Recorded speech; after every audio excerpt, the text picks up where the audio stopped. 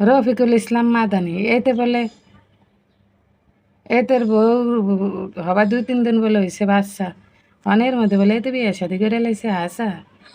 হ্যাঁ ও মা গো, আমি তো এতদিন জানতাম ওই যে কে কইতো এতে শিশু বক্তা এর লেগে আমি মনে করতাম যে এতে গুড়া লেদা। ও মা গো আন্দি বুড়া বিয়া বলে 2 আন করে লাইছে হাসা।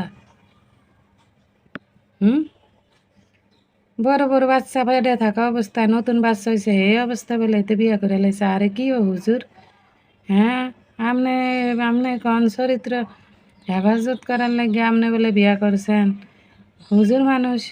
হ্যাঁ আপনাকে চরিত্র কন্ট্রোল করা যায় না। হ্যাঁ বউরে অবস্থায় তো স্বামীরা পাশে থাকা অনেক জরুরি। হ্যাঁ আরে এই অবস্থায় আপনি নতুন বিয়া বলে করে লাইছেন, কিছু কইতেও পারতাছি না, কি কমো কিছু কি কমো। হ্যাঁ ও মা গো হুজুর মানুষ তো কিছু কইতে ডর করতেছে। হ্যাঁ কি তুই কি কইলে, কারণ হুজুর সম্পর্কে কথা কইতে গেলে তো হ্যাঁ হ্যাঁ হ্যাঁ তো বেশি জ্ঞান অর্জন করে কথা কইতে হইব। এই মাথার মধ্যে গুলে তো হ্যাঁ করলে যা তা কইয়া লাইলে হইব না। হ্যাঁ নাইলে তো হেয়ার ব্যাগ আমার গেটের বে আয়া পারবো, হেরালে আন্দাজ আমি কি করব। হ্যাঁ কিছু কইতেও পারতেছি না, অনেক কিছু কইতাম মনটা কইতেছে।